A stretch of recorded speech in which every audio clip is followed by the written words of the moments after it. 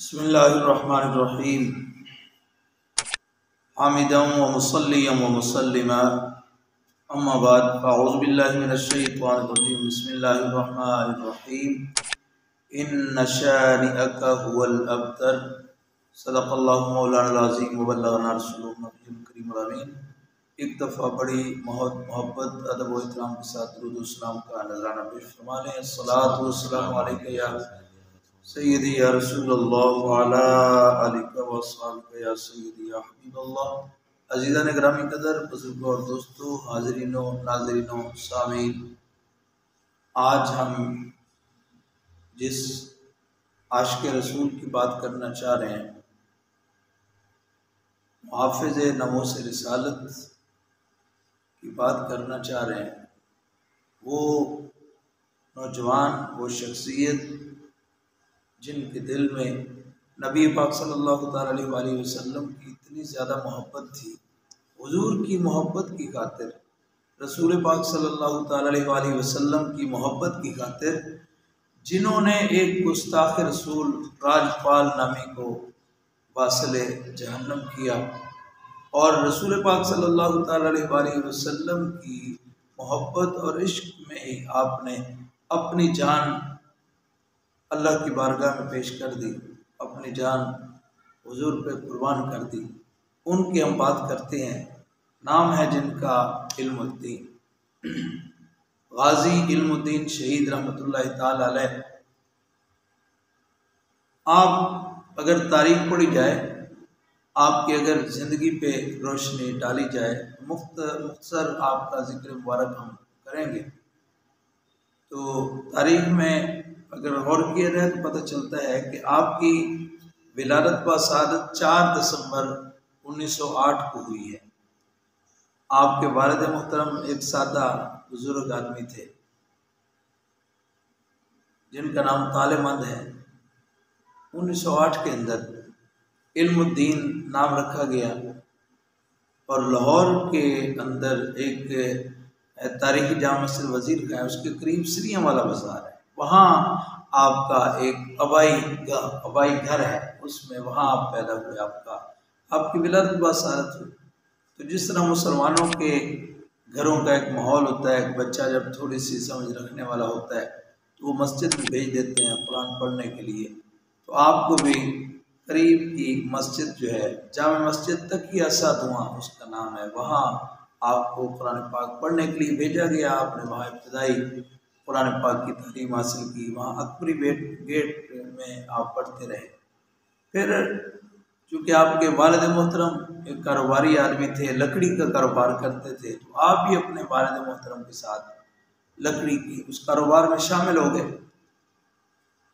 کرنا ایسا ہوا کہ 1924 کے اندر ایک کتاب چھپی، ایک بڑی خطرناک کتاب چھپی، ایک گستاخیوں بھری کتاب چھپی، جس کے اندر رسول پاک صلی اللہ تعالیٰ علیہ وآلہ وسلم کی گستاخیاں، ایک دو گستاخیاں نہیں، گستاخیاں ہی گستاخیاں تھیں، اور اس کا نام پڑھ کے پتہ چلتا ہے کہ وہ کتنا بدبخت ہے جس نے یہ کتاب کا نام رکھا ہے، چھاپی ہے۔ اس کتاب کا نام ہے گلشن رنگیلا رسول علیہ باللہ، نقل کفر نباشت، یہ کتاب اس نے چھاپی۔ جب یہ کتاب چھاپی گئی اور وہ چھپانے والا جو پبلشر تھا، اس کے اوپر باقاعدہ اس کا نام لکھا ہوا تھا، وہ تھا راجپال، پبلشر راجپال۔ اور یہ راجپال جو ہے، اس کی دکان کہاں ہے اس کے بارے میں اگر دیکھا جائے تو لوہاری گیٹ کے باہر روڈ کے اوپر ایک مسجد ہے جسے مسلم مسجد کہتے ہیں، جامع مسلم ہے، اوقاف کی مسجد ہے۔ یہ روڈ کے کراس کر کے اس کے سامنے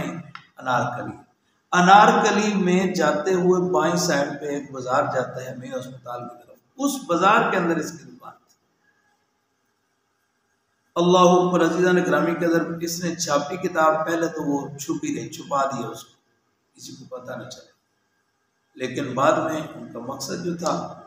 اس کے لیے انہیں پھر شائع کرنی پڑی۔ جو ہی مسلمانوں کو پتہ چلا، مسلمانوں نے بھرپور احتجاج کیے اور راجپال سے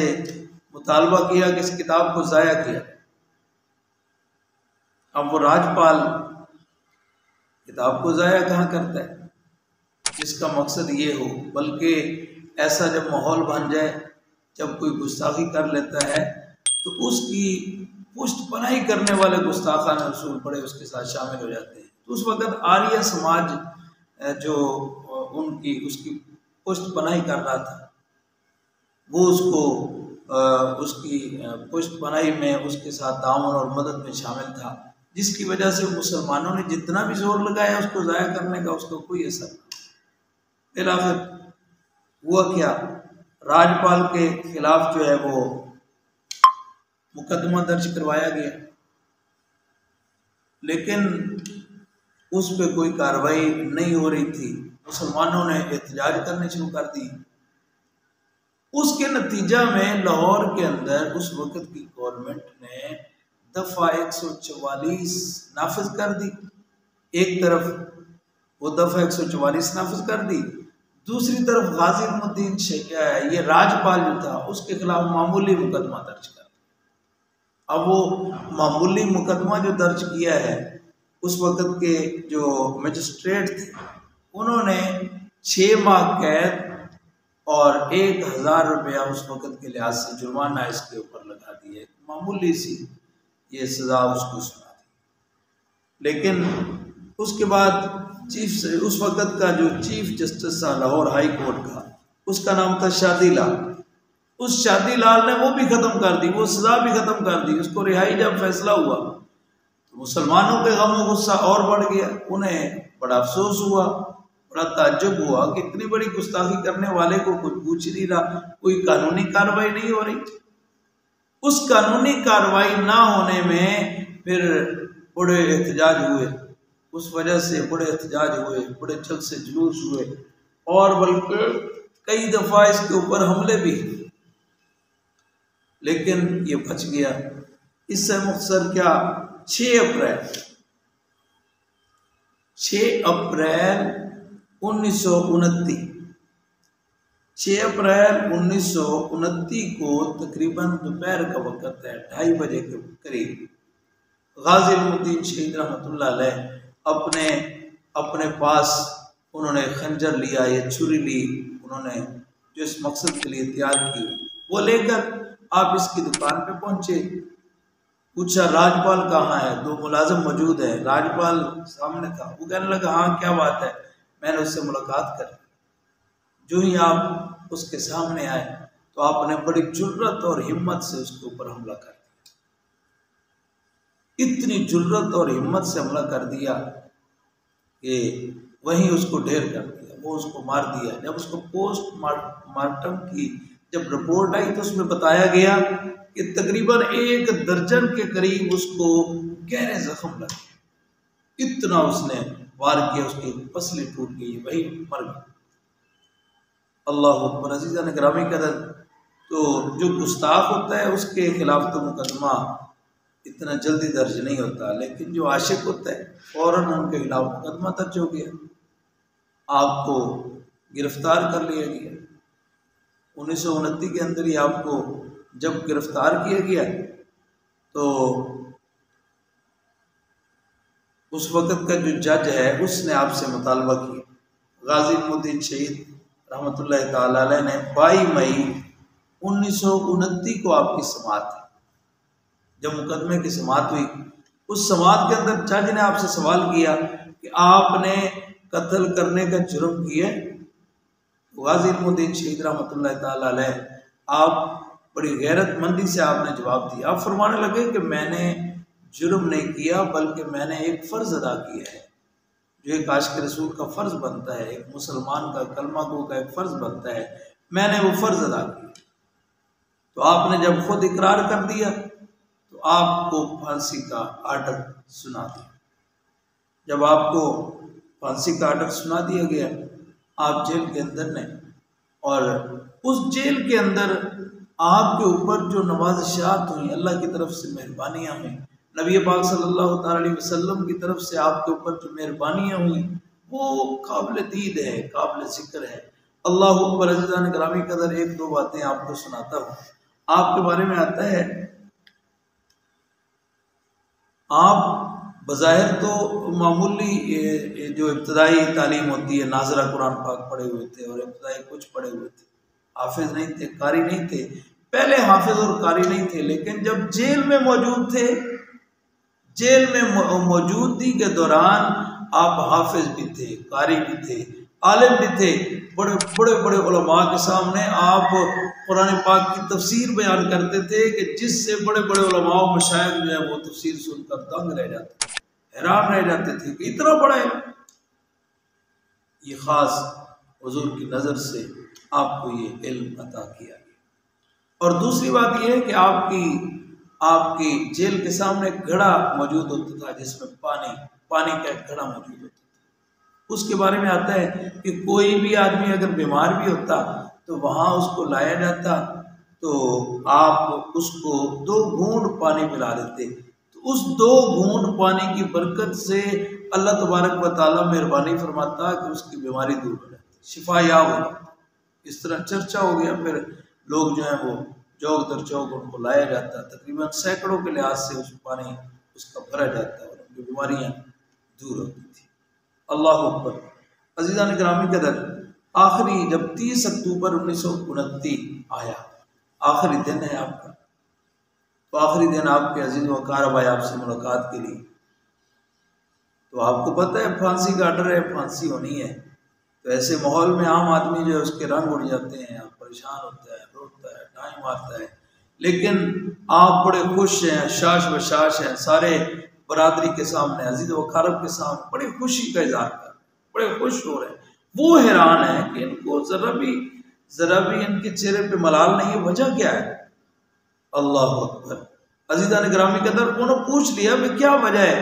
انہوں نے جواب میں بتایا کہ آج مجھے اللہ کے پیارے نبی، اللہ کے پیارے رسول، اللہ کے عظیم پیغمبر جن کو کلیم اللہ کہا جاتا ہے، حضرت موسیٰ علیہ السلام کی آج مجھے زیارت ہوئی ہے، اور انہوں نے مجھے خوشخبری دی ہے۔ خوشخبری کیا دی ہے کہ اے علم الدین، تجھے خوشخبری ہو، اللہ رب العزت نے تیری قربانی کو قبول فرما لیا ہے، اور ساتھ ساتھ یہ بھی فرمایا کہ رسول پاک صلی اللہ تعالی علیہ وسلم کے دربار مبارک میں آپ کا بڑا تذکرہ ہوتا ہے، حضور آپ کو بڑا ذکر کرتے ہیں۔ اتنی بڑی بات ہے، حضور خوش ہو گیا مجھے، اللہ اکبر۔ بلکہ آپ کی جب آخری ملاقات اپنی والدہ سے ہوئی ہے، آپ اپنی والدہ کو فرمانے لگے کہ اے امی جان، آپ تو اللہ کا شکر ادا کریں کہ میں وہ موت مر رہا ہوں کہ جو حقیقی زندگی، حقیقت میں موت نہیں ہے بلکہ دائمی زندگی ہے۔ امی جان، بچہ، کئی لوگ جو ہیں وہ سانپ ڈسنے کی وجہ سے بھی تو مر جاتے ہیں، کوئی کسی حادثے میں مر جاتے ہیں، کوئی کسی حادثہ میں مر جاتے ہیں، موت تو آ جاتی ہے، لیکن آپ شکر کریں کہ آپ کے بیٹے کو ایسی موت نہیں آ رہی، بلکہ میں تو ناموس رسالت کے تحفظ میں اپنی جان قربان ہوں، اس لیے رونے کی ضرورت نہیں ہے، آپ بالکل پریشان، آپ خوش ہو کے جائیں۔ اللہ اکبر۔ عزیزان گرامی قدر، اس طرح پھر آپ نے اپنی والدہ مائدہ سے آخری ملاقات بھی کی ہے، اور بلکہ اس کتاب کے حوالے میں 7 شہید نامی ایک کتاب ہے، بڑی عظیم کتاب ہے، بڑی پیاری کتاب ہے، اس میں یہ بات بھی موجود ہے کہ آپ نے اپنی والدہ مائدہ کو یہ بھی فرمایا کہ آپ گھبرائیں نہیں، انشاءاللہ 8ویں دن، ہر 8ویں دن میں آپ سے ملاقات کے لیے آیا کروں گا۔ ہماری ملاقات ہوا۔ اللہ اکبر۔ پھر جب 31 اکتوبر آئے، صبح کا وقت ہے، فجر کی نماز آپ نے پڑھی ہے، فجر کی نماز کے بعد آپ قرآن پاک کی تلاوت کر رہے ہیں، درود پاک کا وظیفہ جو ہے وہ کر رہے ہیں، تو وہی ٹائم ہو گیا، وہ عملہ آ گیا، پھانسی کے لیے لے جانے والا عملہ جو ہے وہ آ گیا۔ انہوں نے آ کر پہلے پوچھا، جس طرح وہ ایک معمول ہے، وہ کہتے ہیں آپ کی آخری خواہش کیا ہے، آپ اپنی آخری خواہش کا اظہار کریں، تو آپ نے اور کوئی خواہش کا اظہار نہیں کیا۔ حضرت خبیب رضی اللہ تعالیٰ عنہ کی سنت مبارکہ کو زندہ کرتے ہوئے آپ فرمانے لگے، مجھے اور کچھ نہیں چاہیے، مجھے 2 رکعت نفل شکرانے کے ادا کرنے کا موقع دیا جائے۔ آپ نے شکرانے کے 2 نفل پڑھے ہیں، آپ لے جا رہے ہیں، وہ لوگ لے جا رہے ہیں، تو آپ نے عملے کو فرما دیا کہ مجھے میرے ہاتھ نہ باندھے جائیں، میں بہادروں کی طرح اپنی جان جو ہے قربان کرنے کے لیے تیار ہوں۔ تو آپ جب وہاں پہنچے ہیں تو سارے لوگوں کے سامنے جب گئے تو آپ نے فرمایا کہ سارے گواہ ہو جاؤ کہ میں نے واقعی میں نے ایک شاتم رسول کو، ایک گستاخ رسول کو میں نے مارا ہے، تم سارے لوگ میرے کلمے کے گواہ ہو جاؤ۔ آپ نے آخری وقت میں بلند آواز سے کلمہ بھی پڑھا اور درود پاک کا وظیفہ بھی کیا، درود پاک کی بھی پڑھا، اور جو پھندا تھا نا پھانسی کا پھندا اسے بوسہ دیا، بوسہ دے کر خود اس کو اپنے گلے میں لے لیا اور اپنی جان جو ہے اللہ کے سپرد کر دی۔ اللہ اکبر۔ عزیزان گرامی قدر، کسی عاشق نے بڑی پیاری بات کی ہے کہ دامن مصطفیٰ سے جو لپٹا وہ یگانہ ہو گیا، جس کے حضور ہو گئے اس کا زمانہ ہو گیا۔ بلکہ علامہ اقبال رحمۃ اللہ تعالی علیہ بھی فرمایا کرتے ہیں، اقبال یہ کس کے عشق کا فیض عام ہے، رومی فنا ہوا حبشی کو دوا۔ بڑے بڑے بادشاہ جو ہیں ان کا نام مٹ گیا، لیکن بلال حبشی جو حضور کا غلام ہے، جس نے حضور کی محبت میں دکھ سہے ہیں، پریشانیاں برداشت کی ہیں، تکلیفیں برداشت کی ہیں، حضور کے ساتھ وفاداری کی ہے، تو آج بھی ان کا نام باقی ہے اور انشاءاللہ قیامت تک ان کا نام باقی رہے گا۔ قرآن پاک کی آیت جو پڑھی ہے نا میں نے، ان شانئک هو الابتر، اللہ رب العزت یہی فرما رہا ہے کہ اے محبوب آپ کے دشمن ابتر ہیں، یعنی آپ کے دشمن بے نام و نشان ہیں، آپ کے دشمن ہی بے نام و نشان ہیں، یعنی ان کا ہی ذکر ختم ہوگا، ان کا ہی نام مٹے گا، لیکن آپ کا نام مٹنے والا نہیں ہے۔ وہ دشمن تو کوشش کر رہے تھے، ابو جہل وغیرہ، عاص بن وائل وغیرہ، یا ابو لہب وغیرہ، جتنے کفار مکہ تھے، وہ سمجھ رہے تھے کہ ان کے بیٹے جو ہیں وہ فوت ہو گئے ہیں، زندہ رہ نہیں ہیں۔ اذا مات ابن آدم انقطع عملہ واستراحتم عنہ، الیاذ باللہ، انہوں نے تو کہا تھا کہ جب تک یہ موجود ہے ان کا ذکر جاری رہے گا، جب یہ دنیا سے پردہ کر جائیں گے، فوت ہو جائیں گے، ان کا نام لینے والا کوئی نہیں ہوگا۔ لیکن اللہ رب العزت نے فرمایا اے محبوب یہ چاہتے ہیں نا کہ آپ کا نام لینے والا کوئی نہیں ہوگا، حقیقت میں ان کا نام لینے والا کوئی نہیں، آپ کا نام تو قیامت تک ورفعنا لک ذکرک، آپ کا نام انشاءاللہ جاری و ساری رہے گا۔ جس طرح آپ کا نام جاری و ساری رہے گا، اسی طرح آپ کے جو غلام ہیں ان کا بھی نام و نشان انشاءاللہ جاری و ساری رہے گا۔ اللہ اکبر کی محمد سے وفات تو نے تو ہم تیرے ہیں، یہ جہاں چیز ہے کیا لوح و قلم تیرے ہیں۔ دعا کریں اللہ رب العزت ہمارے دلوں میں رسول پاک صلی اللہ تعالی علیہ وسلم کی محبت و غلامی نصیب فرمائے۔ آپ کو جب پھانسی دے دی گئی، پہلے آپ کی قبر آپ کو وہیں میاں والی، پہلے آپ کو انارکلی میں آپ کو گرفتار کیا گیا، وہاں رکھا گیا،